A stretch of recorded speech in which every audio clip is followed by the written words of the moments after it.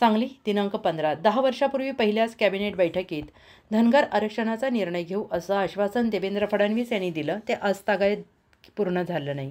5 वर्षापूर्वी 1000 कोटी निधी देऊ असं सांगितलं पण ते दिले नाहीत।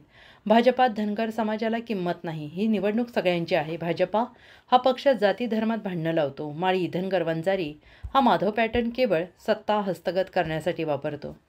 लाडकी बहीण 2.5 वर्षांपूर्वी नव्हती का? आत्ताच ती लाडकी झाली हा सगळा इलेक्शन जुमला आहे। पृथ्वीराज बाबा पाटील यांच्या खांद्यावर घोंगडं आणि हातात काठी दिली याचा अर्थ धनगर समाज शब्दाला पक्का असतो, विश्वास ठेवतो। लवली सर्कल चौकात महाराणी अहिल्याबाई होळकर स्मारक करण्याचा शब्द आमदार गाडगीळ यांनी पाळला नाही। पृथ्वीराज बाबा आता तुम्ही ते पूर्ण करा। धनगर आरक्षणासाठी विधिमंडळात आवाज उठवा। पृथ्वीराज यांना आमदार करा, ते आपले प्रश्न सोडवतील। आपली फसवणूक केलेल्या भाजपाला आणि अपक्षाला मतदान करू नका। यावेळी पृथ्वीराज पाटील यांनी महाराणी अहिल्याबाई होळकर यांचे थेट वंशज भूषणसिंहराजे सांगलीत माझ्या प्रचारात सहभागी झाले। त्यांचा पायगुण मला विजयी करणार हा विश्वास आहे। आश्वासन देऊन फसवणूक केलेल्या भाजपाला मत देऊ नका, त्यांना धडा शिकवा।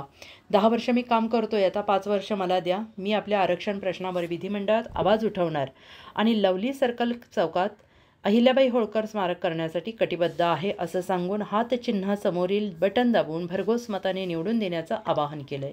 आणि यावेळी डॉक्टर नामदेव कस्तुरे, अजित दुधाळ, अण्णा महाराज आणि प्राध्यापक ND बिरनाळे यांनी पृथ्वीराज बाबांना प्रचंड मतांनी विजयी करा असं आवाहन केलंय।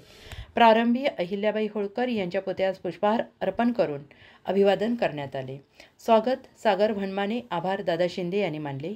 प्रशांत देशमुख, प्रकाश बन्ने, सुरेश बंडगर, अजित दुधाळ, डॉक्टर विक्रम कोळेकर, तानाजी भणमाने, अमोल गडदे, प्राध्यापक ND बिरनाळे, संभाजी सरगर, AD पाटील, इलाई बारुदवाले, अप्पासाहेब पाटील आणि महाविकास आघाडीचे पदाधिकारी कार्यकर्ते मोठ्या संख्येनं उपस्थित होते।